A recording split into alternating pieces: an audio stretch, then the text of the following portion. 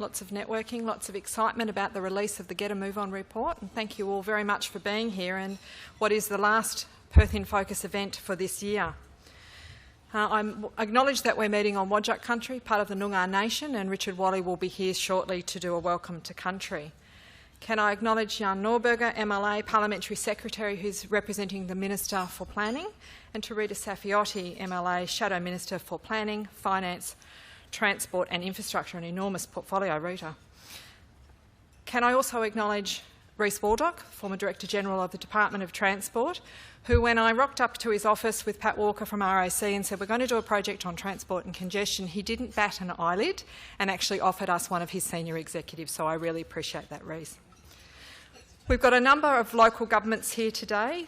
We've got representatives from the City of Perth, Subiaco, Canning, South Perth, Fremantle, Gosnells, Melville, Rockingham, Joondalup and Mandurah, and the towns of Victoria Park and Cambridge, so welcome to all of you. To our Chairman, John Langelot AO, welcome. Deputy Chair, Gai McMath, and Directors Michael Schock and Maya Vandendryzen, and Maya was elected to the board yesterday, so congratulations to Maya. Congratulations to everyone who's in this room and who is eagerly awaiting what will be a very progressive report for Perth's transport future, and thank you for those of you who have taken tables. We've got about 250 people in the room today from a cross-section of industry and government, and that's the benefit, I think, of the Committee for Perth. We're not from a vested interest or sectoral perspective, we're here for the greater good of Perth. So we're here to launch Get a Move On, and many of you would have been in this room in November last year when Gordon Price from Vancouver was out talking about their journey. And Gordon's got a copy of the report, and he said, well done to all. We've achieved a lot over the year since we announced the project. We've had a gender-balanced steering committee overseen by our funding partners, and I think that probably could be a transport first, to have lots of women around the table and thinking and planning for Perth's future when it comes to transport. We couldn't have done this project at all without the steering committee and the extra funds that have been brought to the table to do what is a momentous piece of work. So my thanks to Pat Walker and Anne Still from RAC. Pat was the chair of the steering committee and Anne our deputy chair. Rob Montanari and Deborah Beek from ANZ. Graham Holden and Adina Koo from ACOM. From the City of Subiaco, David Milliken and Kelly Coombs. Peter Lee from Hassel. Sally Braidwood from Ipsos. Scott Cameron from Finbar. And Rowan McLean from UWA. And as I said, an extra special person from DOT, Steve Byer from the Department of Transport, so I'm really pleased that he could be involved, and we certainly benefited, I think, from sharing information in real time. I'd also like to acknowledge some of the researchers in the room, Sharon Bierman from Patrick, Kirsten Martinus from UWA, and also Georgie Harford-Mills, who's our research officer, not long a graduate from UWA, and has done some stellar work on this project. Tony Monaghan from the Brain Agency manages our PR, and he's going to look after you for the balance of this event, otherwise you would just get sick of looking at my face, so he'll take us through after lunch. So Tony will be introducing the chairman after lunch.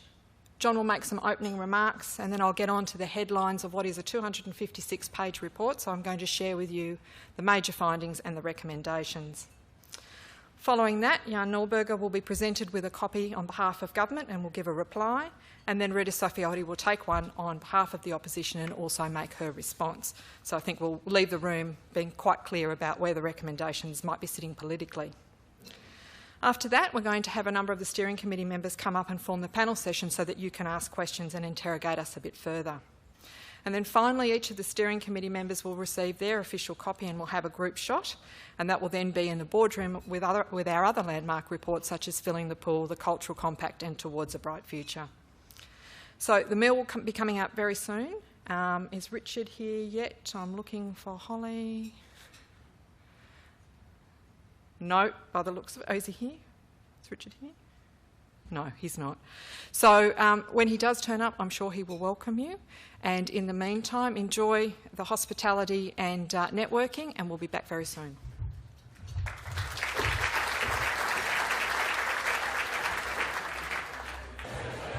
Excuse me, everyone, can I just have your attention for a minute, please? Richard has arrived, and as you know, it's very customary for Committee for Perth to do a formal acknowledgement of traditional owners, so please welcome Richard Walley to the stage.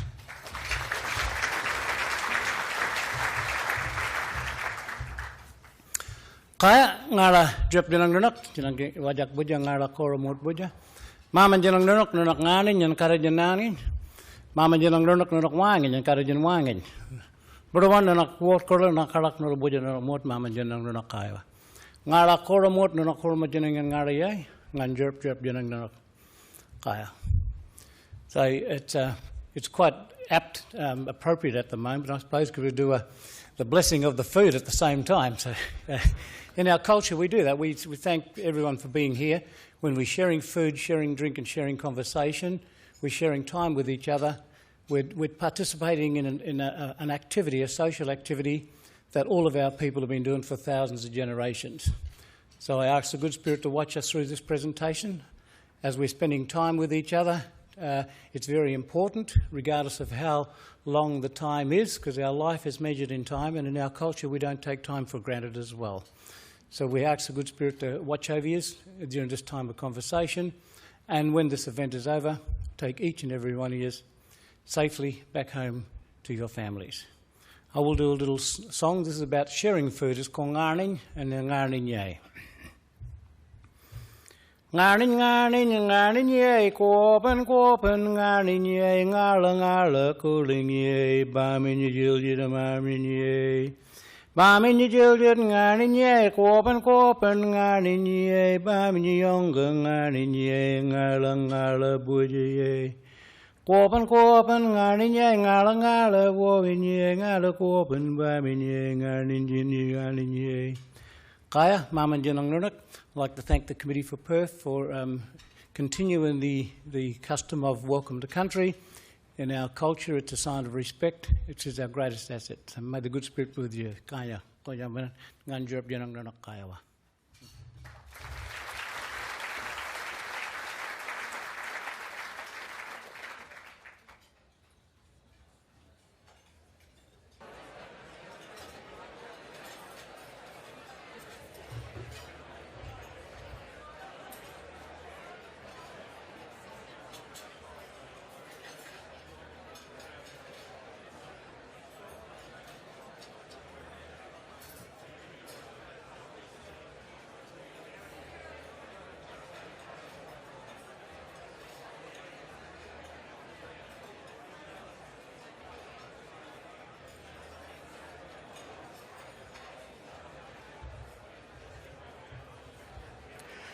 Good afternoon.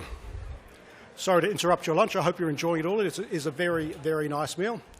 I'm Tony Monaghan. As Marion said, I'm the Corporate Communications Manager at the Brand Agency, so I manage the corporate communications and PR and media for the Committee for Perth, but I've also had the great pleasure over the past year of sitting on the steering committee for Get a Move On, and it's been quite a journey, and it is, I think, for many of the people who are sitting on the steering committee today, it'll be quite a relief to get this not over and done with, so to say, but it's a bit like a baby. Today it's being born, and then you watch it go into the world and you hope it's well received. And so far it has been well received. Marion has been doing media since quite early this morning. We had Jeff Hutchison, ABC, so it was a very good interview there. Then we had a media conference. We had ABC and Channel 9. The West couldn't make it because their journalists got stuck in a lift for 90 minutes. So that could be front page of the West tomorrow. Who knows what that might be? Or it might be the sale of Western Power. Then we went to 6PR and spoke to Gary Adshead. So we've had a very good reception so far. I think that once this, after today's official launch, and people get time to think about the in-depth report that it is, and a lot of the detail and the facts and the recommendations and the key actions and the findings, I think it will have a life of its own and will continue to germinate. But I think today so far has been very successful, and I hope you all enjoy this afternoon's function. It's now my great pleasure to introduce John Langelant AO, the Committee for Perth Chairman, to give you a small brief introduction about the report and the findings and some backgrounding to it. Thanks very much, John. Thank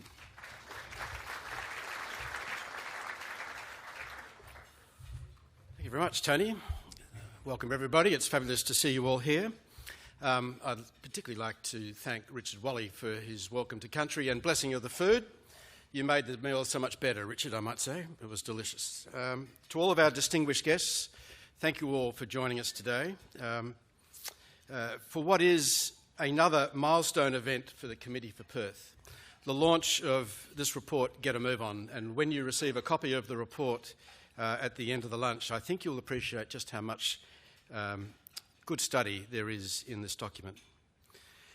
As Marion mentioned, last year we released the findings of the 2-year Filling the Pool research project that examined the issue of gender equity and why women in Perth are underrepresented in senior levels, and importantly outlined a roadmap for collective action. And I'm pleased to say the committee has continued to pursue that report all the way through the year, just as we will continue to pursue the findings of this report through the coming years. To say that the Filling the Pool report and its recommendations have been widely accepted as the Bible for fixing the issue is an understatement. Filling the pool is still being talked about and referenced widely. Today, we release another piece of research on a very different topic, but with common themes of making Perth a productive, efficient and modern city, and one that has been generated by our members' concerns. When our members in community said through the results of the 2015 Perth Perception Survey that the issue of transport and congestion was a critical issue for Perth's future, the Committee for Perth stepped into the space and took a leadership position. So why is there the need for a year-long Get a Move On research project? Well, there are a number of reasons for this.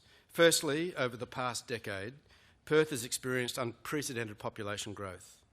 At its peak, we had 1,000 people arriving in Western Australia every week. Of those 1,000 people, 750 were choosing to live in Perth. So we had 750 people arriving each week, multiplied by 52 weeks over 10 years, and that's an extra 390,000 people who are now calling Perth home. And while there's no doubt we needed this skilled workforce during the peak of the mining and energy boom, it caused Perth to experience some serious growing pains, especially on the roads and on our public transport networks. Congestion was quickly becoming a common water cooler conversation, probably even more than that, I suggest to you. Secondly, there hasn't been a detailed transport plan generated for Perth that has been based on in-depth surveys of the needs of the commuting public, and you may be surprised by that. In 2015, when the Get a Move On project started, the Perth Perception Survey that was carried out by Ipsos for the Committee for Perth revealed that 89% of people thought that an efficient public transport system was important for Perth's future. 89%. Conversely, only 17% of the people surveyed thought that anything was being done to make sure that it was going to be delivered. The survey also found that only 37% of people thought it was easy to travel by car around Perth. So on the one hand, we have a lot of people worried about a lack of planning and direction in our public transport system, yet less than 40% of people thinking it was easy to get around Perth in a car. It was a perfect storm of discontent in our transport system. And on top of this, the 2015 Australian Infrastructure Audit by Infrastructure Australia predicted that the Greater Perth region will have 7 out of 10 of the country's most congested roads by 2031, with an anticipated cost to the economy of $16 billion every year. So that's the scenario that led the Committee for Perth with its project partners to pursue the Get a Move On project. Not surprisingly, we tackled this project by putting people as commuters at the heart of the issue. Our CEO, Marion Fulker, has led this project with her usual determination and desire for this report to make a difference. And I think that after Marion explains to you the research process, the findings, the recommendations and actions within the report, you'll see that we haven't pulled any punches. In no uncertain terms, the report lays out a framework that can be used to benchmark decisions by this and future governments. The report clearly explains why a business as usual policy, when it comes to the transport plans and policies, will not serve the people of Perth well. Without a clear change in direction, our public transport system cannot deliver the services we need. Our activity centres will continue to fall short of their potential, and our state governments won't be able to fund the transport and infrastructure projects we need. I'd like to take this opportunity to thank the core funder of the Get a Move On project, the RAC, and I'd also like to thank the other contributing funders, AECOM, ANZ, the City of Subiaco, Finbar, Hassel, Ipsos, and the University of Western Australia. I'd also like to thank the Get a Move On Steering Committee for their commitment to this research project and the intellectual rigour they brought to it. At the Committee of Perth, we pride ourselves on being able to deliver reports like this that challenge the status quo with a clear set of recommendations that are solutions-focused. The committee uses fact-based research to lead debate, advise and be a catalyst for positive change in areas affecting the growth and development of Perth. We are a member-funded organisation, and it's pleasing to see so many of our members here today. And with my chairman's hat on, I'd encourage anyone here today whose company isn't a member to become one. It's really easy. We could help you.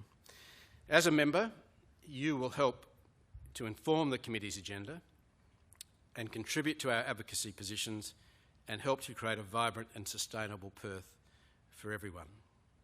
And as evidence of this, it's now my great pleasure to invite Marion Falker to the stage, who's going to run through what I think is an outstanding piece of research, and I hope you enjoy the journey. Thank you very much.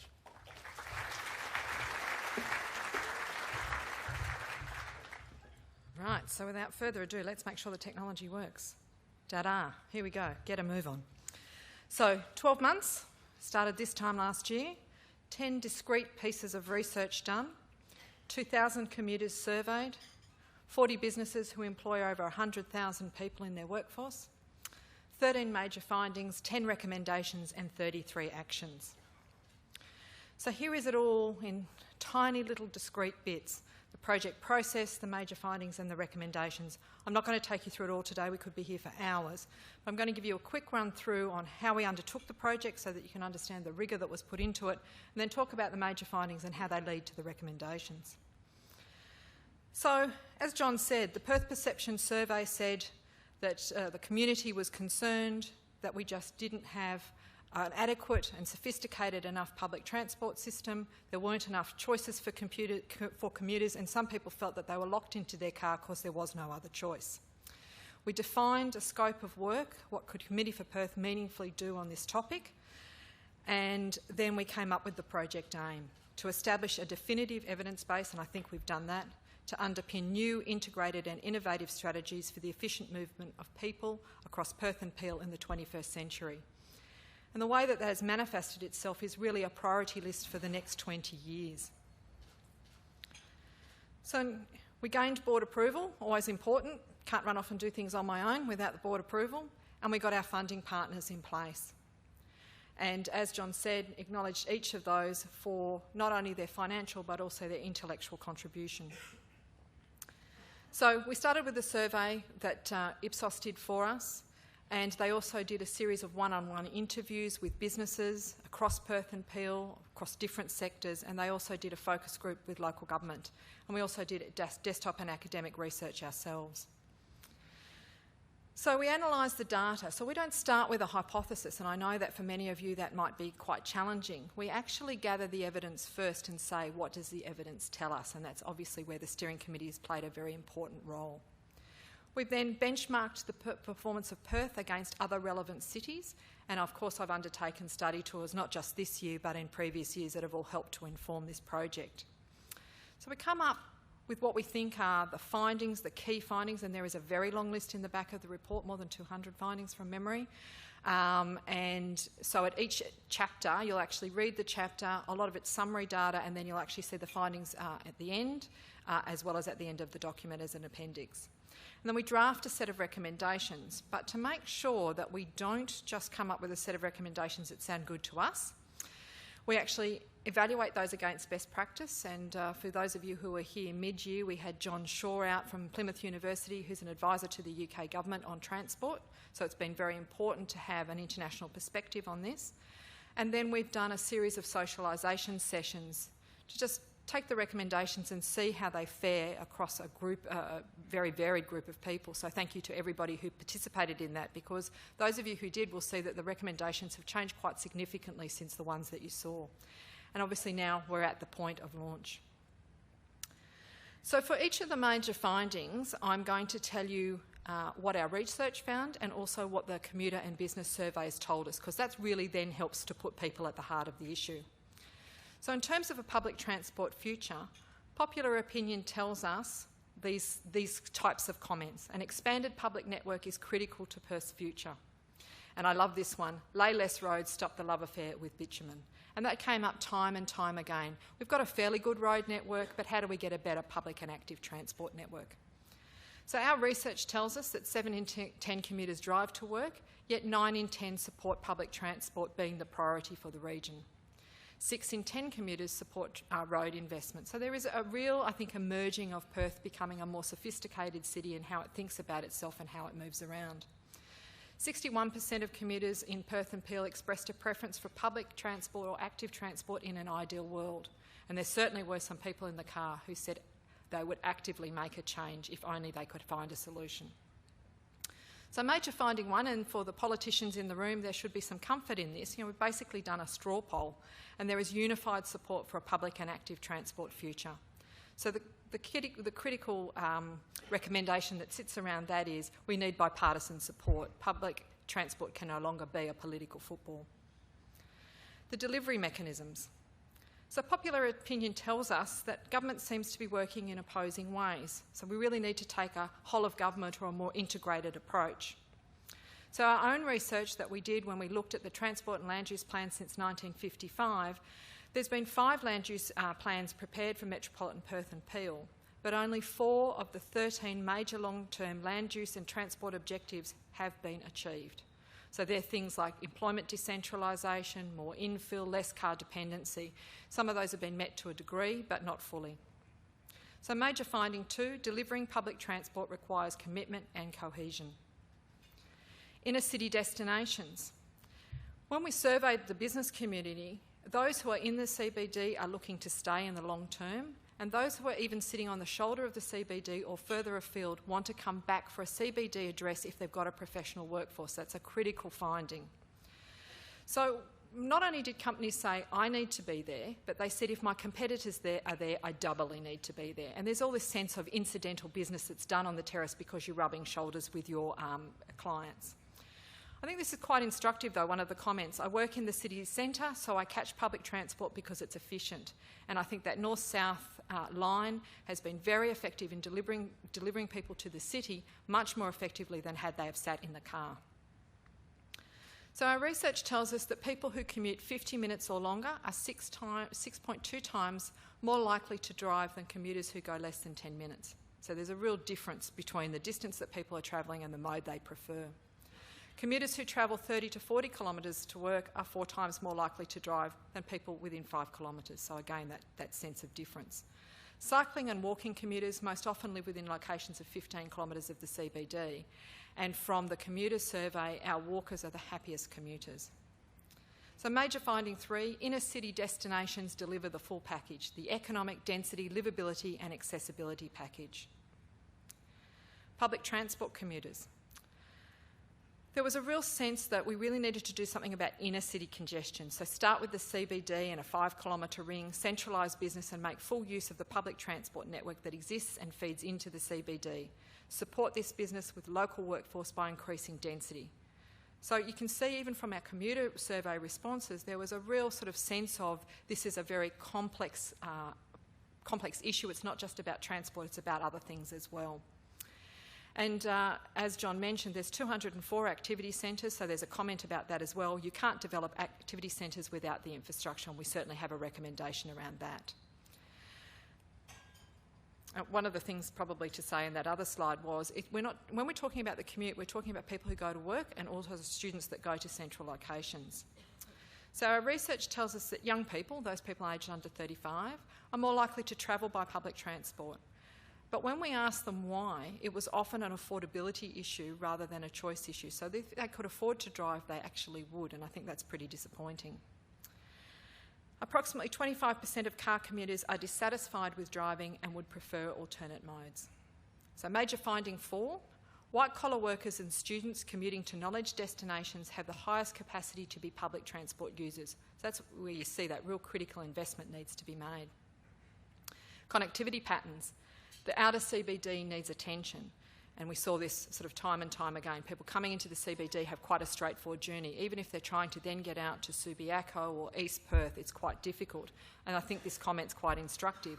I work in East Perth and I drive. I used to catch the bus when I worked in the city centre, but connections are not great to East Perth, and I have a car park at work, and that is absolutely critical. If people get free parking at work, they're totally incentivised to drive. So our research tells us that inner suburban commuters commonly travel shorter distances to work, own fewer cars on average, and are more likely to choose bus or active transport modes than outer suburban commuters. Maximising the number of commuters in inner locations therefore requires high-frequency public transport services within walking distance, about 1 kilometre from home. And of course the draft public transport plan has an ambition for a turn-up-and-go solution, and that's certainly what we're calling for. So major finding 5, people who live in central locations are more likely to use public and active transport. Generating public transport use. So popular opinion tells us enforcing infill regulations around train stations to enable much higher density housing. So you can see that really holistic view. We've got to have a solution so that we can increase the density. Increasing density must happen for Perth to mature as a city, and I think that everybody in local government land has really been struggling with this. And for activity centres to function properly, you do need that critical mass, that real mixed-use environment. Our research tells us that 7 in 10 commuters support prioritising public transport investment in inner and middle suburbs, so there's a sense of prioritisation even out of the commuter survey. Higher density environments motivate and support public transport commuting by providing the critical mass needed for the high frequency services, enabling more people to live closer to work, reducing the walking distance from home to high frequency transit stops, and limiting available land for parking. So major finding 6, targeted density increases transport commuting. Urban sprawl. We couldn't tackle this issue of how do you get infrastructure out to everyone without thinking about how far Perth should grow. I think this is a very instructive comment. Having high-density new developments in outer suburbs while retired people living in inner suburbs on acre blocks makes no sense. Less development on the urban fringe, it stretches our resources.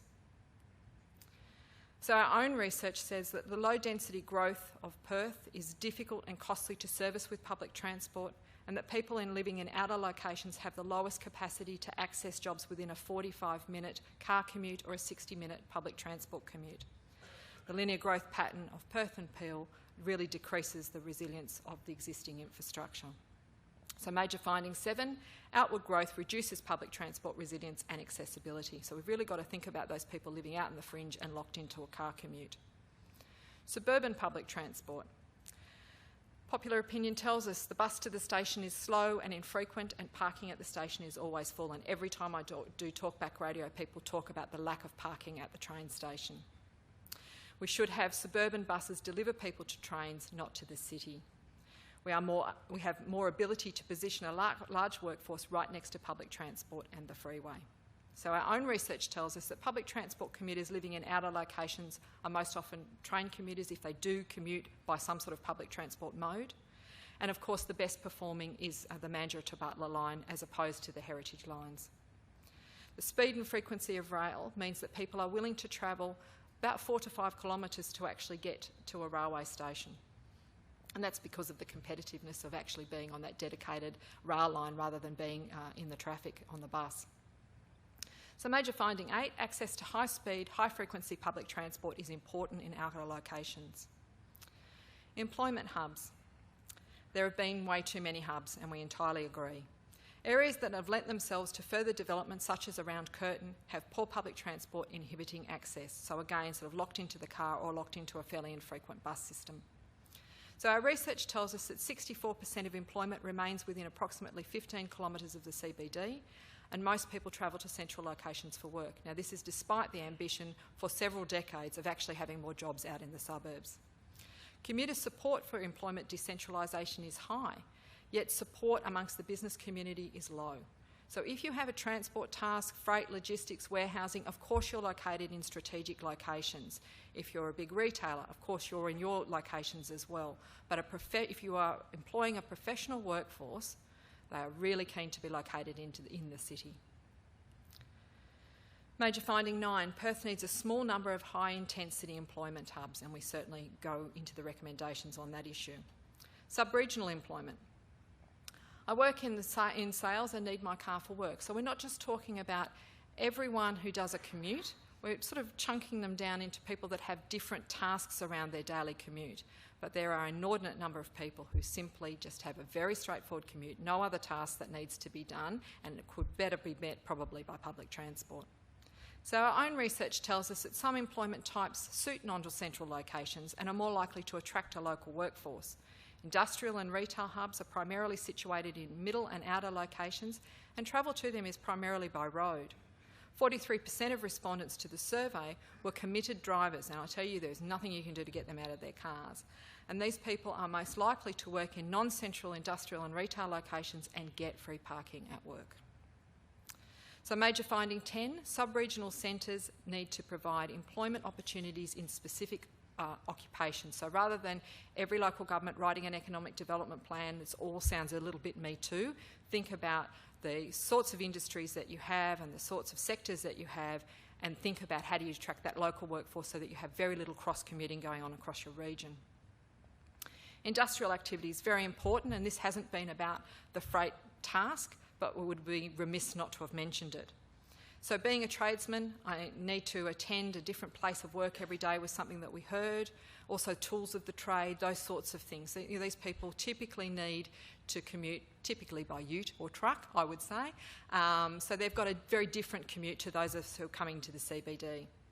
So our research tells us that typically industrial locations have low capacity for public transport use because they are low density. Very big road system and the space for industry that is required, very non-pedestrian friendly, and I did do, as part of this research, to do a bit of a walk around the Bibra Industrial Centre, and I would totally concur with that. Shift workers and trade workers are different, and they have different requirements. They're going to work outside of when public transport can really service them. So major finding 11, industrial centres are critical to the state's economy and require high quality road access. Infrastructure investment, getting onto the thing that our chairman loves the most. Perth does not have a sophisticated enough transport system to penalise people for not using it. We need to motivate people with carrots, not sticks. So there's a real sense of don't apply penalties until you actually have options for us in terms of how we get about. So our research tells us that on average a public transport trip to a major employment destination takes twice as long as driving and requires 3 transfers. Missing a connection can add 32 minutes to the journey. So there's this real sense of when we're particularly in the morning on a very tight time frame trying to get to work, if anything goes wrong in that journey there's a delay, and that makes people stressful and late for work and all sorts of other things. So we know that overcrowding frustrates 65% of train commuters, and this survey was done about a year ago, so it might not be as high anymore, and 42% of bus commuters. But we have a very strange peak in Perth. It's very, very peaky. We're all kind of getting to work at the same time and all leaving at the same time. So it's very hard to create a very sophisticated public transport offering when we're all doing exactly the same thing. The daily cost of public transport is a demotivator for mode shift for car commuters, because we certainly ask them the question, if they have free parking at work, why not use my car? It's already a sunk cost. So major finding 12, investment is needed before penalties are applied. And the funding sources. So we're at the very last of the major findings, and of course it would be remiss not to talk about funding the future as we talk about a very ambitious public and active transport future. So we're calling on not just to find more funds, but also to reallocate the transport budget with a bias towards public transport. There are all sorts of mechanisms that need to be investigated, like value capture and Peter Newman's entrepreneur rail model. All of these need to be investigated by Treasury and thought about very deeply and published so that we can all have access to it. And the private sector needs to find a way to be involved with government in delivering some of these solutions.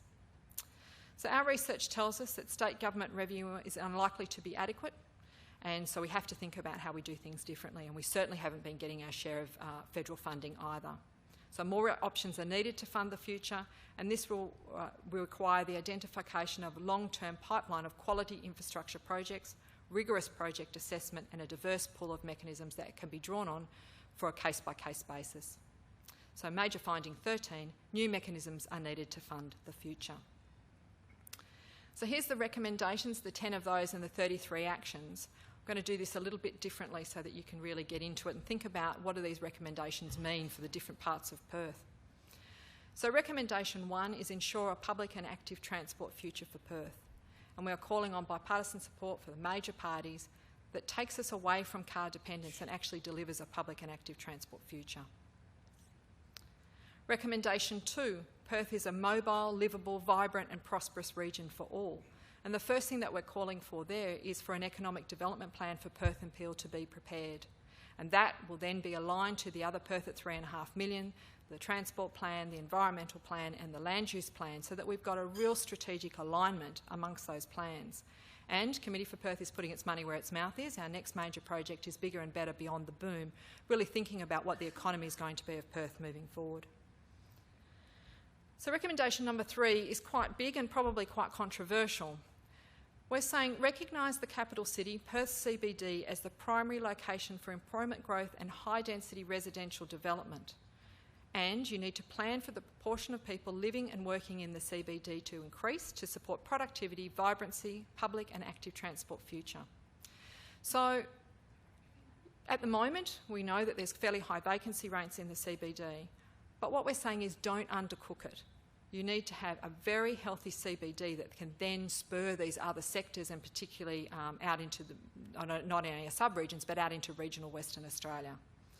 So it also seems that this is probably the easiest place to get very high density living because you're not affecting too many neighbours. And obviously there's been a lot of debate about where density goes and what does it look like. So there's the CBD as our centre. We're basically saying it's the primary centre. Recommendation 4, I think also controversial, designates 6 locations as knowledge, professional and health hubs. These hubs will act as major transport nodes in the public and active transport network and as focal points for diverse live, work and play opportunities. So if we map those out, Joondalup to the north, Subiaco and then UWA with QE2, Fremantle, Murdoch, Curtin. And what we're saying is that they need to be connected to the CBD and to each other with rapid transport. And if you think about the southern portion of that, you've got Fremantle, Murdoch, Curtin and then back through the city. We'd have an orbital public transport network that we currently don't have and would really serve Perth well. Then recommendation number 5, reconnect Perth's urban villages with public and active transport. This is basically about putting the tram back where it was before in those very urbane environments that we have. And they are a very tight cluster sitting around the CBD. So Vic Park and South Perth, as well as Northbridge, Mount Lawley, etc. So we're really talking about how do we alleviate the congestion so it's not car-based transport, it's actually public and active transport. Recommendation 6, generate public and active transport use by increasing population in appropriate locations. And what we mean by this is, at the moment, each of the metropolitan local governments has a housing infill target. We're saying actually it needs to be recalibrated and rethought so that it does go in appropriate locations and must be supported by a public transport solution. Recommendation 7, plan for sub-regional service centres to meet the lifestyle, employment and service requirements of their local populations. As I said before, these are big retail centres with the local legal professional and orthodontist, etc., sitting around them. And so people are mainly accessing them by road and they need to be the place where people can gain local employment. So here's all of those sitting on the map. There's 17 of those. Then we're saying that industrial centres require a high-quality road access to ensure the efficient movement of workers and freight. And there are 17 of those designated in the MRS, and we agree with all of those, but what we're saying is a comprehensive road network plan needs to be developed. Recommendation number 9, optimise Perth's transport system. So what we're saying is that you need to put real-time information in the hands of commuters so that they can make very informed decisions each and every time they commute. And what we're also asking for is the PayWave system, this sense of having a credit card to pay rather than having a dedicated smart rider card, and that certainly make accessibility of public transport much more available. And there has been a route utilisation strategy developed by the PTA which talks about quicker headways or shorter headways for trains, 6-car sets as standard, etc, etc. We're saying that that report needs to be finalised, published and funded. And recommendation 10, commit to the best use of existing and alternate funding mechanisms to deliver transport and infrastructure projects. And that's really what I was talking about, the development of the business case, looking at what funding model or mix of funding models actually suits each particular project on a case-by-case basis.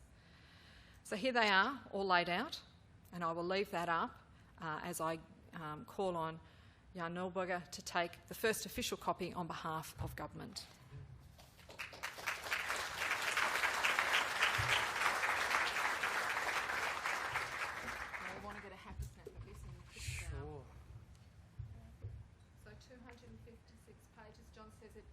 Passes the weight test. Bit of light reading. A bit of light reading. Wonderful. Right. Good on you. Thank you. Well, good afternoon, everyone. What a great pleasure it is to be with you today for the launch of Get a Move On report, and thank you for my own personal copy, although I do promise I will pass it on to the Minister. Before I do start in responding, can I just congratulate Miss Marion Fulker on being recognised at the recent Telstra Business Women's Awards, I believe as a WA winner in the category of Purpose and Social Enterprise. So look, well done, Marion, well done indeed.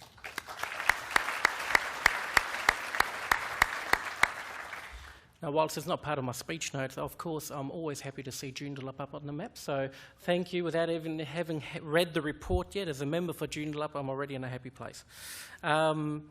Yeah, so like I said, thank you for my copy, and I will hand that back to Planning Minister, Donna Farragher, who sends her apologies for not being able to be here today, but gives me the opportunity to come and spend the afternoon with you. Now, we know that the Committee of Perth has an important role to play in the ongoing conversation about how the Perth region continues to evolve, and we've seen that today. And there's little question that in order for Perth to remain a vibrant and viable capital, and to comfortably accommodate our growing population, we need to shift to a more compact urban form. And we've heard the conversation today about the importance of infill, and we absolutely share the need for that. The state government is well prepared to respond to this undertaking through an integrated approach across portfolios. We want to ensure that rhetoric becomes a reality.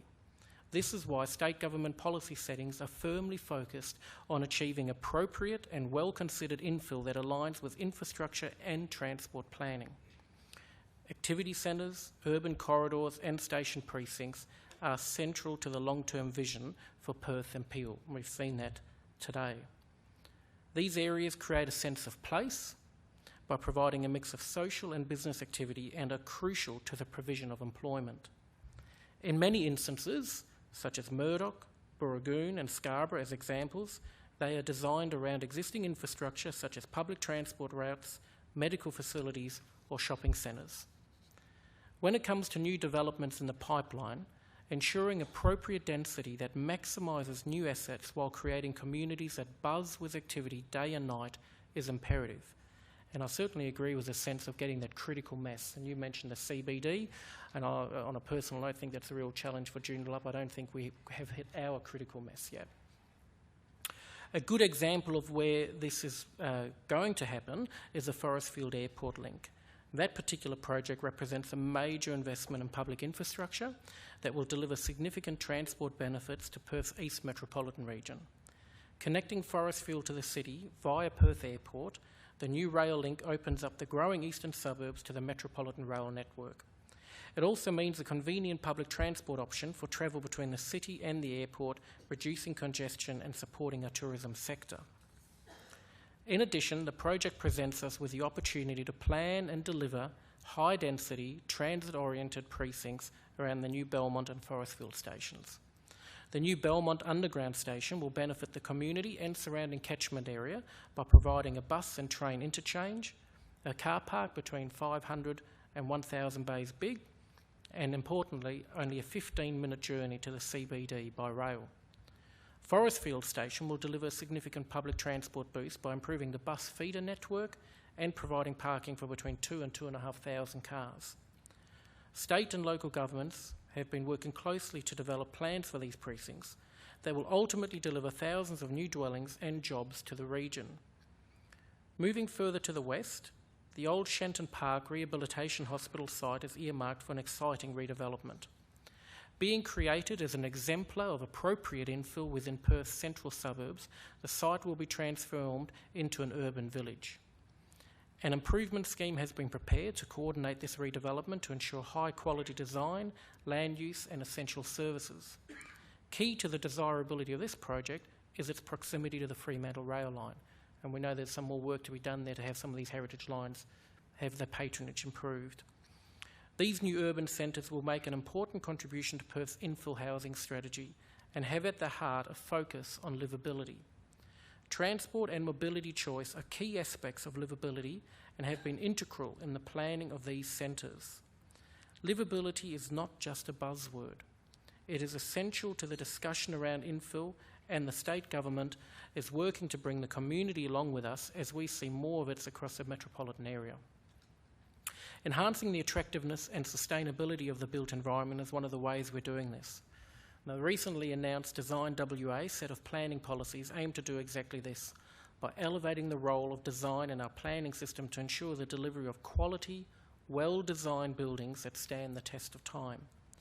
Good design, in particular as it relates to apartment and multi-dwelling construction, will become increasingly crucial as the aim to contain Perth's ever-growing footprint.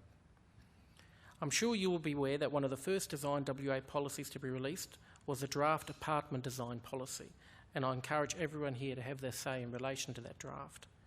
This policy and associated guidelines incorporate considerations such as acoustics and noise management, tree retention and pedestrian access, to name a few. As the policy becomes embedded in practice, I'm confident that we will see the creation of a range of apartment complexes that enrich the look and feel of a neighbourhood. It follows logically that as we begin to see more attractive, mixed-use developments spring up, there will be an increase in demand for mobility options, including cycleways, walkways, and of course public transport. In July of this year, the state government released a Transport at 3.5 million plan for public consultation. The plan sets out to ensure that our bus network, rail links, roads and cycleways cater for Perth and Peel's projected population growth.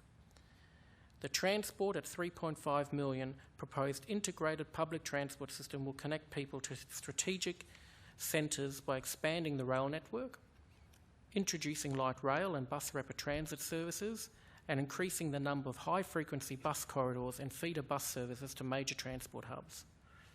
As part of the Transport at 3.5 million process, the current 172 kilometres of off-road commuter cycleways would be extended to more than 850 kilometres, and we would incorporate cycle bridges to help movement over the Swan and Canning rivers. Now, while there will be a push towards increasing the uptake of public transport and cycling, we must recognise that cars will continue to account currently for about half of all trips, or around 6 million car trips per day. So in recognition of this, new road river crossings are also planned to improve connectivity, and the freeway system will be expanded. A managed freeways strategy will help deliver real-time travel information to road users. It will also see the rollout of a number of strategies to help keep traffic moving, such as variable speed limits, traffic detectors and ramp signalling. A key element of Transport at 3.5 million is to influence travel choices so that people actually think twice before picking up the car keys. There's a strong emphasis on encouraging more people to use public transport, cycle or walk. The state government therefore plans to expand the successful Your Move travel behaviour program. Importantly, Transport at 3.5 million elicited nearly 700 submissions during the public consultation period, and it aligns with key long-term state government planning blueprints: the draft Perth and Peel at 3.5 million and the draft strategic assessment of Perth and Peel for 3.5 million. Together, these significant pieces of work form an integrated vision for a vibrant and sustainable Perth and Peel well into the 21st century. The Get a Move On report will no doubt make an important contribution to the wider public discourse on how we continue to develop Perth's potential. We all have a role to play in leaving a legacy for the next generation of which we can be proud. So in saying that, can I thank everyone for the opportunity to be here today, and I look forward to continuing this conversation. Thank you.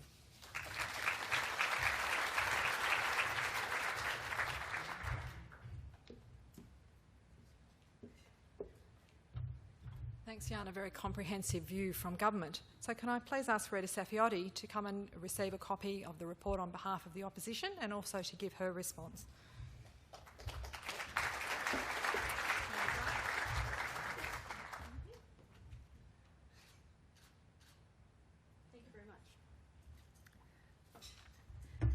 Thank you very much, Marion, and it's a great pleasure to be here on behalf of the opposition. We always like when independent bodies do research because we do use it quite a bit in developing and finalising our policies and also making sure that we completely understand exactly where the public is at. So we see land use planning and transport planning as key catalysts for economic development and for livability. Connectivity and livability will become increasingly important as Perth competes with other capital cities in the global marketplace. It's a very, very competitive world out there. The way we plan our city, the livability, and the ability for people to move around the city and the suburbs are key ingredients in attracting workforce and also keeping people in WA. And we really understand that and appreciate that going forward. Now, in relation to the report, many of the themes that are captured in this report, I'm glad we've already captured or working on in relation to our policies. I want to go through a couple of the key areas because of the time restriction, but just to outline exactly what we're thinking and how we intend to implement these ideas. One of the key aspects is, of course, combining land use planning with transport planning. We see that as a key issue in going forward. So when we plan our transport, we're planning how we use the land around it and having that discussion at the front end, not at the tail end of your decision making. I've got planning, transport, I've also got finance too. So as part of that discussion, it's also how we plan our suburbs and our infill, the actual infrastructure delivery, and also how we fund it. And we believe having that combination of portfolios helps better and more strategically determine where we put our money and where we get that money from. As I said, having that discussion at the front end of government thinking, and so it's not a train line that then gets some planning around it and then goes to Treasury for funding, but having that discussion at the front end is integral in maximising outcomes. Too often, we've planned infrastructure, but we actually haven't identified what is the outcome. What is the land use outcome? What are the housing affordability outcomes? What are the associated health benefits that we can get there? By having that discussion at the front end is very important and something we want to integrate into our decision making. Now, you may have heard of it, but the vehicle in which we want to help deliver this is our MetroNet policy, and it is picking up some of the themes that have been outlined today. It is about investing a continued pipeline of investment in public transport. Again, we believe that investment in public transport has been ad hoc. So it's one line here, it's another line here. It's actually creating a pipeline of work, a pipeline of certainty. Certainty to the community, but also certainty to the land developers and all those that are investing in the community. So we see MetroNet as a vehicle not to deliver rail lines or bus services, but actually on getting better planning for our suburbs. As I said, our policy doesn't only look at new rail lines, and I know some of those are picked up in the report, but it is about investing in some existing infrastructure. There's been some discussion about the heritage lines, and as I say, if you sit on the rail cars from Perth to Armidale, you look out the window, you think you're living in the 1970s. There isn't the density around those hubs, and we need to do that because that is a lot of investment in rail lines that we need to maximise that outcome. And state government has to work with local governments and the community. There has to be something brought to the table. So we want a pipeline of work where state government is investing in improving the infrastructure to enable those land use outcomes. That partnership has to exist and it has to work to get the density where it deserves. So the whole issue about appropriate density. I think a lot of the debate has been about these ad hoc density outcomes. We really need to strategically look at where do we need density, how do we facilitate it, and what investment and certainty needs to be brought by the state government and from the local government. That's something we're very keen to do. As I said, a pipeline of projects with achievable timeframes. We have the Stage 1 MetroNet priorities, but it's basically having a pipeline of work, both looking at new rail lines and the suburbs that they create, and the way those suburbs are planned to feed into those new rail stations, but also looking at where we invest in our older lines, the Armidale, the Midland, the Fremantle lines. As I said, it's about investing, upgrading stations, in some places trying to get that interaction between road and rail removed by the separation of the rail line from the road. So it's about investing and trying to get the density. And as I said, with infill, I actually think many areas are crying out for infill and they're crying out for activity, but you need to have some investment at the table and a plan of investment and some certainty, and that's what we're very keen to do. The third issue I think I'll just talk about was project ready, because I think that's a big issue for us in WA. We believe that we need to be far more rigorous and in our preparation of submissions to Infrastructure Australia. We don't get our fair share of Commonwealth funding, but I do note that the other states do seem to have a very long list of shovel-ready, I'll use that word, we use it quite a bit in politics, but shovel-ready projects out there to try and get Commonwealth investment. So we believe a far more rigorous approach in preparing our submissions, having more projects ready to go, and actually trying to secure more Commonwealth funding.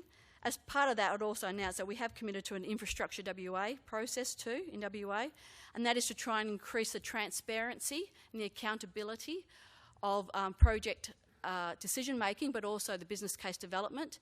I think, again, some of our analysis has been pretty limited, and when we talk about public transport in particular, there are so many other benefits in relation to developing strong public transport, whether it be just the straight economic benefits, but the social and environmental benefits, but in particular that social benefits about getting that connectivity and about getting really good community interaction. So it's with great pleasure that I accept this report. As I said, many of the themes that came through this report are things that we've been talking about quite a bit. I have been doing quite a few MetroNet forums in which we talk about this whole issue of people wanting better public transport, and also the key point that when offered better public transport options, people do use them. And I think that's the key point. When people say about our car dependency, and then we look at the success of the Mandurah rail line, you see that when there are good options on the table, people will use them. They'll use them for a number of factors, but in particular the cost saving, and also now the ability to do so much on the train or on the bus in relation to what we can do with our smartphones too, so we can use that time very effectively too. So very keen. I've read some of the recommendations and some of the findings, and I saw them today. But as I said, very, very pleased that this bit of work's out there. It's what we want to be talking about. It's where we are, and it's something we're very excited about, that if we win next year, that we can get on and implement. Thank you very much.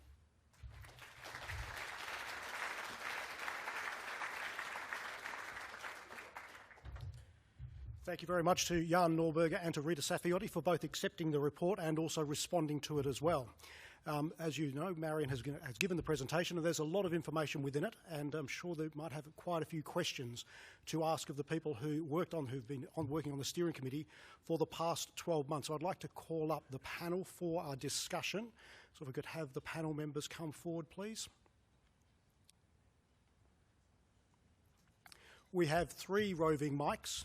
So if you just put your hand up and identify yourself or where you're from and ask the question to either, you can direct it generally to the panel, or you can ask it specifically to one of the committee members.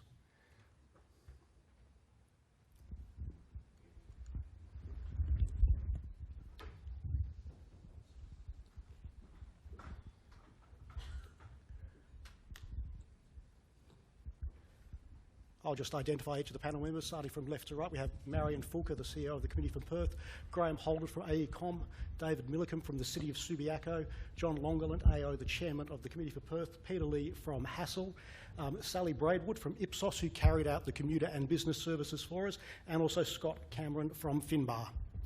So has anyone got any questions, or shall I throw one out there to start with? Over there.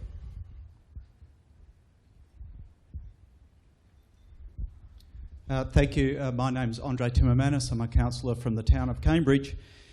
My question is to the panel regarding whether or not, and I noticed from the presentation it was absent any mention of autonomous transport and subsequent subscriber services as to where they would fit in the public transport mix in the future, given they will likely completely obsolete infrastructure-intensive mass transit in the time frame of the plan that's put for us today. See that as a significant oversight and really impinges on the credibility of the report itself.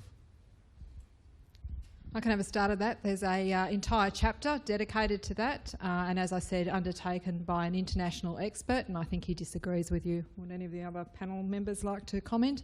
I mean, there is some consideration, particularly as RAC is one of our partners in this project, about the role of autonomous vehicles, etc. But we're really talking about investment for the next 20 years, and there are some critical pieces of public transport infrastructure that need to be invested regardless. Something I could add to that. I was over in Tasmania a couple of weeks ago at a conference where someone was talking about that exact topic, and one of the things they mentioned was these car manufacturers are throwing millions and billions of dollars at this autonomous vehicle concept, and they're not doing it so people won't buy them. They're doing it so they'll sell as many of them as they can. So I don't think that autonomous vehicles are going to solve the problem. If anything, they might well add to it. Next question. Over there, please. Hello, I'm Dan Bull. I'm from ANZ, and in the interest of full disclosure, I'm also a councillor at the City of Bayswater. Thanks for this afternoon's presentation. My question is around funding, and it's been noted that there are going to be challenges with funding future infrastructure, both in terms of the transport options as well as the future development options, and of course development and transport are intertwined. Does the study go into value capture and other opportunities for the private sector to contribute to funding future transport infrastructure projects? I might handle this, Tony. Happily, I'm pleased to say it does. There's a chapter in the report which deals with the funding position, and it deals with value capture as one of a range of options which need to be looked at. Now, value capture is going to be important, I think, going forward, because with the current state of the state's balance sheet, we're going to have to look at imaginative ways of using existing assets to help fund new infrastructure. So value capture will be a part of it. It's not going to be the silver bullet, but it will add, I think, if done well, a very useful component to the total funding need. I just remind everybody here, the state spends about $1.8 billion a year on transport in its budget. It's about 30% of the capital program of the budget each year. You can do a fair bit of damage across 20 years with $1.8 billion a year. You can do a lot of good work as long as the planning for it is well thought through and it has clear objectives and clear purpose. And I guess what the report is saying is, let's get the clear objectives and the clear purpose sorted and start directing that amount of funding to future transport options as we move forward. And to me, it's well within reach, given those sort of amounts of money which are available. I'll just expand on that a little bit, not so much about the value capture, but about the business case criteria. And what we have said is that you really need to expand the business case criteria so that you take into account health and other benefits as well, rather than just that straight economic calculation. And I think Infrastructure Australia will probably force that anyway.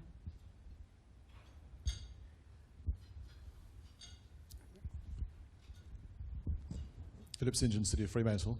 I'd like to commend the committee on the report, but I guess one of the recommendations which I think all the speakers spoke about, and it seems to me to be a very easy and obvious one, is intensive developments around existing railway stations. Now this, of course, is nothing new. I remember 20 years ago when the WA Planning Commission was giving councils grants to do what we called station precinct studies in those days, and I happened to work for the town of Bassendean at the time, and we did them, and all councils did. So this is not a new idea, and yet 20 years later, with a few exceptions, we've still, you know, the station precincts are largely unchanged. So I guess I'd ask the panel to comment on how do we actually get real change around the existing station precincts, because it seems to me to be one of the most simple recommendations, but one, as an industry, we seem to have failed to deal with in the last 20 years. Peter or Graham? Well, I'll answer it from what do we think state government should do, and it's really about that recalibrating the infill. So if there is existing infrastructure, increasing the density and accessing the funds in the Metropolitan Region Improvement Tax to actually put money in and consolidate the land use. So that's a very critical thing that government could do now to actually realise its ambition for more infill. I'd just like to comment a couple of things. I think on the Bayswater line and the Fremantle line, a good start would be to close some of the railway stations that don't have enough people getting onto them. So there's arguments against development in those areas, and yet there's 2 or 3 people at a railway station. So I think there's great opportunity in those areas for development, but it needs to be forced. I think the other thing, and the airport line's a great example. There's a tunnel boring machine that costs $100 million that's going on a $1.5 billion project, and then where it lands at Forestfield, it's right up against the side of the runway, and then there's 2,500 cars right next to the railway station, and instead of keeping it going for an extra 800 metres and being able to have a real TOD design around there. So it's another example about the difference between state planning and planning policies and transport. And we see so much waste of money that's spent that doesn't actually capture the land value around those locations. And the cost of building over those railways, you know, the fixing things up after you haven't got them right is a waste of money. If it just has to be right with that integration of transport and land use in the first place. And I think people are beginning to realise that density isn't necessarily bad. Density is what creates the vibrant, active suburbs that a lot of people want to live in. So you go to places like Mount Morley, the reason they're successful is that they have a lot of activity going on. There's a fair amount of development and density around them. It's hard to find parking. I don't know if anyone ever drives to Mount Morley anymore. It's impossible. It's a crazy idea. But people seem to relate development with parking problems, and that's a bad thing. I don't believe any city that you go to where it's easy to drive there and it's always there's low density and all that. You don't go there because they're attractive. You go to cities because they're busy and they're vibrant and they're active. And I guess there seems to be a bit of, I don't know, reluctance to go down that path, even though we know the good examples are out there. So I think that realisation is starting to occur in Perth. I think there are some good centres and some good density happening. We now have a design WA policy which gives a bit more guidance to get good design outcomes. So I think we're on the right path. We just have to, I don't know, get a move on, I guess, and keep going down that path. Gentleman down the back. Nick Bozzoli, City of Mill Councillor. Did you find in your report any evidence that high-speed data access that's becoming readily available now is going to have an impact on the transport requirements in the metropolitan area or in Perth? And a secondary question, did you find that the Row 8 extension was a waste of resources?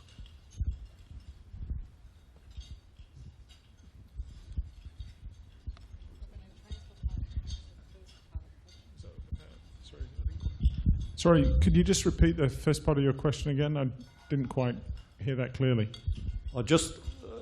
High-speed data access, the internet, NBN, is that going to have an impact on transport requirements? Yeah, I think that's a very interesting, one of the findings that came out from the report. Marion talked to that about the real desire of knowledge businesses to co-locate and the fundamental business advantages of doing so. I think that's one of the reasons why the employment decentralisation targets that we've had over many decades haven't been realised. And It's my experience, and I think it's the experience that's borne out by the research, that actually face-to-face communication and collaboration is still by far the most effective way of doing business and interacting. So whilst better data and information and communication technologies are certainly enhancing our working environment, they don't preclude the need for people to co-locate and come together. So in fact, the research is suggesting that there's even stronger need for knowledge businesses to co-locate and for people to move to locations such as the CBD than has ever been the case. So it supports the work, but it doesn't take away the transport demand. Yeah, and I think as technology increases, we're not seeing people travel less. We now have email and we have Skype and we have all these things we didn't have 20 years ago. But aviation is still the biggest, one of the fastest growing industries in the world. People still need to travel around to meet people. So I don't necessarily know that one is leading to the other. I don't know if they're related. You see companies like Google and Amazon and whatnot, like Amazon locating into Seattle. They're in downtown Seattle and they're attracting the brightest people to that location. So I don't necessarily agree that email and Skype and better technology is reducing travel demand. No, and if I can add a final point, if you're looking at the international trends, one of the things that was really quite interesting in the international travel analysis within the report is what John Shaw points out, that is actually there's more travel in the peak periods in the AM and PM for non-work related commuting than there is for commuting itself. And whilst even people who are working at home are actually taking a trip to drop the children to school or even going to the coffee shop. So it isn't actually reducing any demand for travel, it's just placing it in different locations. Any more questions, anyone? We didn't answer the question. Okay, sorry. Well, I'm going to absent myself from answering that question as a participant in the project. The report goes to some length to say that when we look at the future funding, we would ask the next government to look at all non-contracted pieces of public transport and reflect on the usefulness of it. So if Row 8 is a contracted piece of work by that stage, that would fall outside that brief. I suppose I would observe that if our recommendations were picked up and we had rigorous cost-benefit analysis, we'd probably have a different context in which that particular project was considered. But beyond that, we don't talk about specific projects in the report, and we are going to leave that to the experts in the transport field to work through. Questions? Over there. Thank you. Hi, Rachel from the City of Fremantle, Rachel Pemberton. I wanted to ask about car share, and not the driverless type, but the type that already exists in communities in the eastern states. As someone who gave up my car about 5 years ago, every now and again I still need to use one, and I find it very difficult. And I'm just wondering if anybody has any ideas on why car share hasn't been established here in Perth, or what it might take to bring it here. Rachel, we certainly don't contemplate it in the report, and I think sort of carpooling has been declining. So this is, this car sharing is a different mechanism. I did see it work very actively in Seattle. So people were getting off at the light rail stop, walking around the corner, picking up a car that they'd already pre-booked and swiping their credit card and using it for the hour or two that they needed it. So like you, we're a one-car couple. And we've been saving $1,000 a month by not having that second car, and we've only had 3 fights in 3 years, so that's not too bad. So the public transport, as well as taxi and Uber and other things, and getting out and walking, actually doesn't work too badly. So I think more of us actually do need to give it a try. Yeah. No, I might comment on that as well. I think there's different changes. I've actually got 2 cars because I've got one for down the farm, and I catch the bus to work. And I've got a car bay at work, but I'm lucky enough to be in Mount Lawley, so it's on the 950. And I've got 2 of my 4 kids grown up but still at home, and neither of them have a licence. So there's a change that's really occurring and they just use public transport or friends, I suppose, or us on the weekend. But there's a whole change in the way that people are looking at public transport. And I'm an absolute convert. So for the last 2 years, I've been catching the bus to and from work. It costs me $3.58 a day.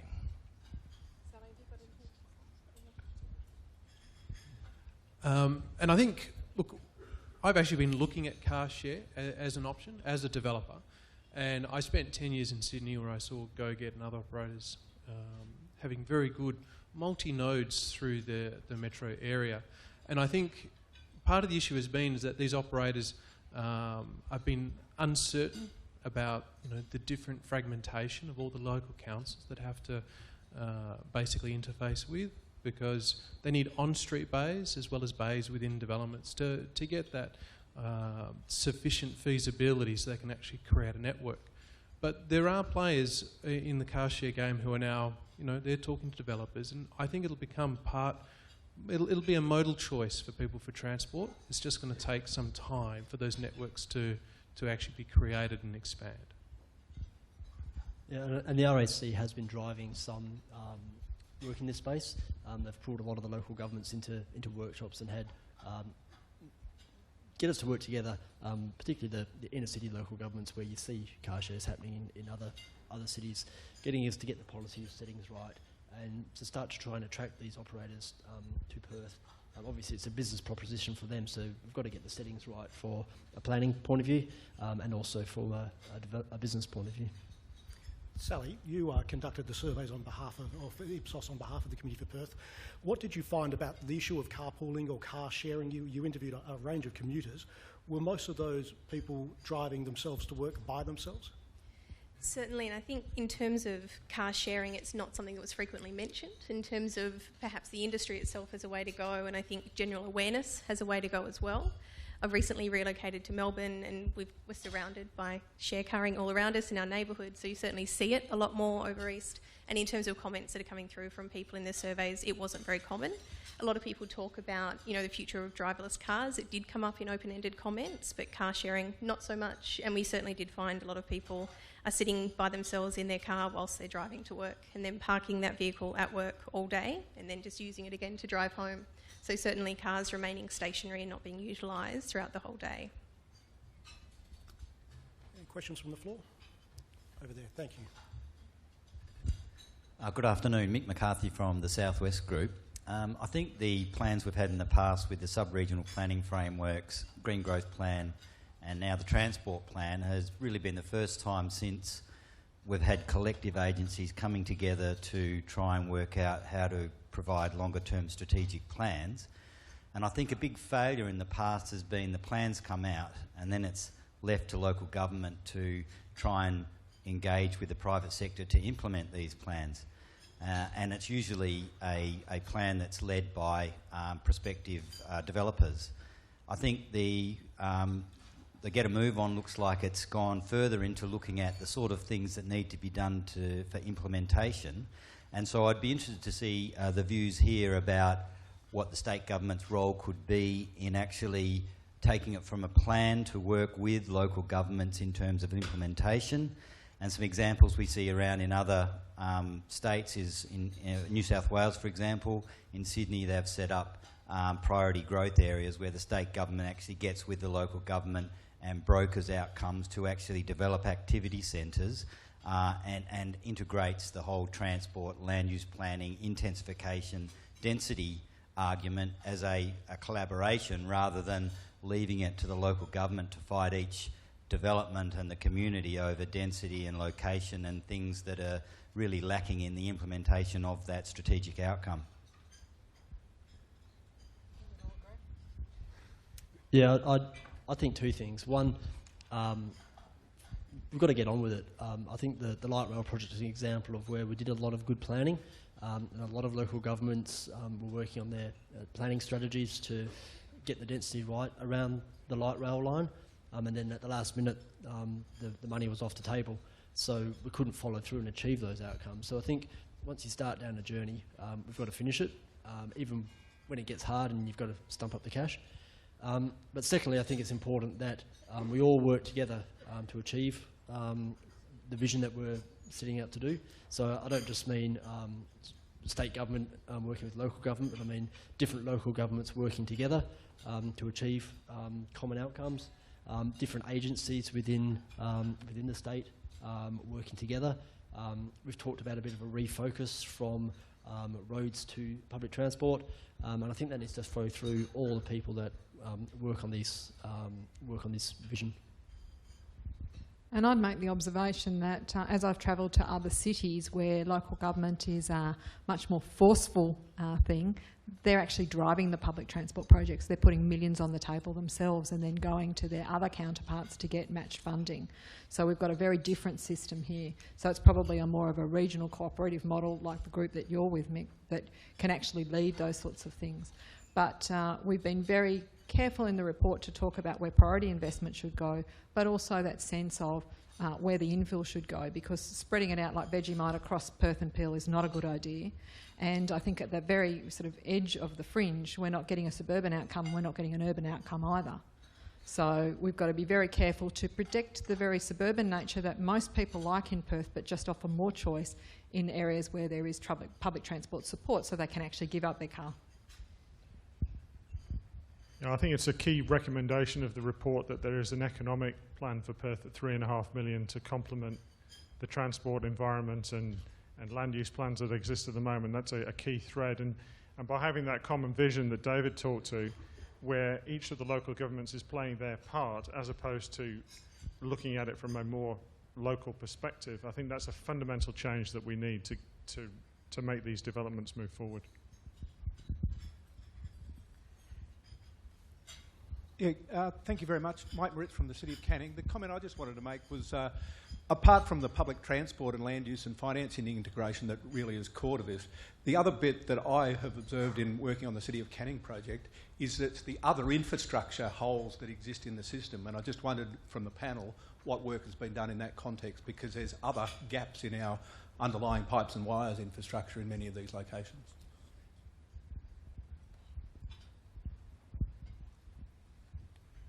I don't think we explore that in any particular detail in this piece of work, but it necessarily asks those questions and some other questions which are really fundamental to the strategic development of the state, like port strategy, for example.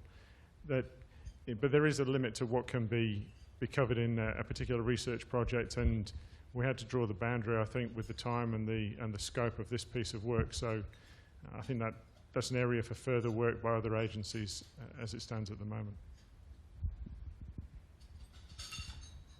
Any other questions?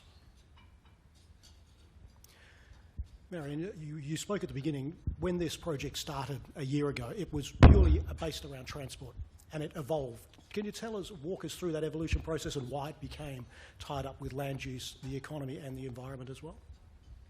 And so as Tony rightly said, this time 12 months ago we launched what we thought was a transport and congestion project, and quickly we saw the intricate nature of not only land use but also the economy and the environment as well. So in calling for the economic development plan, that will also inform future land use decisions as well. So the North West Corridor has to create 100,000 jobs in virtually no time at all. And we really think that the economic development plan needs to inform where jobs should go, and certainly think about where we could put clusters of industry that make sense.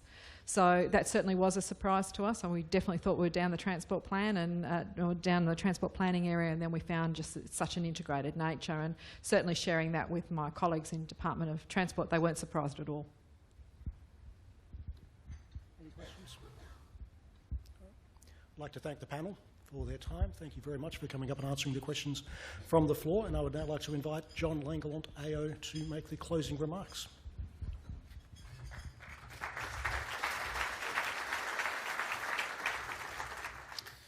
Thank you very much, Tony. And for the questions from the floor, thank you. I must say having a debate about these matters is critically important, and we hope we have started something today which you will all participate in. To Marion and all of the people represented, some of whom are represented here, but everybody on the task force, on the steering committee, on the working groups who contributed into the development of all the thought that gave rise to the major findings and the recommendations. Thank you very much. I must say it's a body of work which, across the time that I've been associated with public policy, this is about as good as it gets. I must say it's an outstanding piece of hard work, and when you get a copy of the report, you'll see that. And I must say, as chairman of the Committee for Perth, I'm extremely proud to have been able to be the chair while this piece of work has been developed. So congratulations to Marion and everyone else who's been associated with it. To Jan Norberger and to the Honourable Rita Saffioti, we thank you for being here today and receiving a copy of the report. We hope you take it away and give it a very concerted study, and we'll look forward to how it reflects into policy proposals as we work into the 2017 election. And you never know, we might comment on it as well as we go through. So we do really appreciate your commitment in being here today. So it's another part of the development of what the Committee for Perth does. The studies we've done now, and there's been a number of them, are a core part of just how we provide opportunities to the members of the Committee for Perth to debate issues which are critically important to the future development of the city, and we all have a big vested interest in that. We now embark, having launched this report just today, and we'll advocate it actively over the course of the years to come, and most actively over the next 12 months. But you'll be interested to know, just yesterday, we started the discussion on the next report. And the next report, which has the title Bigger and Better Beyond the Boom, is going to look at Perth from now as we see the city develop and grow into the next 20 to 30 to 40 years. And I must say that's really an exciting piece of work, one which will complement the studies we've done, Perth to 3.5 million, filling the pool, get a move on, and now bigger and better beyond the boom. And we're delighted that PwC, PricewaterhouseCoopers, is our lead funder for that project, and there are a number of other funders who are coming on board. So if you have an interest, please come on board and join us on that study. And there'll be, as you've seen with this particular report, as we do bigger and better beyond the boom, there'll be a series of thought leadership programs in the course of 2017 as we develop that report. Just to give you a brief update on the committee itself, the committee, I must say, is in a very healthy shape. We had our AGM just yesterday, and I'm pleased to say we had resounding support in terms of the direction of the committee from our members. We have embarked over the last several months on a membership growth. So this organisation has had about 100 members, just under 100 members now for some time. I'm pleased to say we're over the 100 mark. We're on a membership drive. And despite the economic conditions, it's pleasing to see that we're actually growing the number of members rather than the reverse, which is a common issue being seen across the Perth business community. Our target is to grow the membership to about 150. So, ladies and gentlemen, we've got about 47 places left. If there's 47 people out there who would like to join, we're happy to sign you up today, and you can be a close partner with us as we develop our next bit of research in 2017 and everything else that will follow beyond that.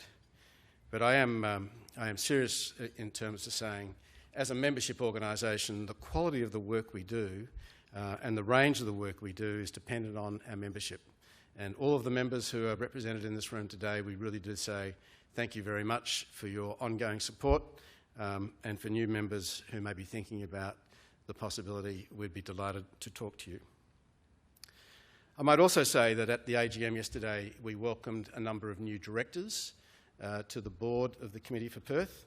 The committee runs a very, what I might say is a robust democracy, in that we do elect members to our board. And this year we had new members elected as Stephanie Buckland, John Smelders, Professor Debbie Terry, and John Nicolau. So as you can see, on a board of 9, that's a significant addition of new members and new skills, and we're delighted to welcome them aboard. I would like to say to Linda Wayman, who retires after her 6 years, thank you very much, and to Abra de Klerk and to Michael Gormeski, who will be retiring from the board. Your contribution's been terrific, and we look forward to your ongoing engagement with the Committee for Perth. So, Tony and ladies and gentlemen, I think that's about it for today. Your engagement on this issue is most important. Not only do we ask our politicians to take this report away and advocate it, but we'd say to you, take this report away, give it a good study and advocate it, because you're going to be the beneficiaries of good policy outcomes in these areas, and we'd be delighted to see you come on board in the advocacy program. Beyond all that, I think all I need to say is thank you for being here. We've got one more event this year for members, and that's our Christmas event. So we'll look forward to seeing those of you who are going to come to our winding up Christmas event in a week or so's time. Thank you very much.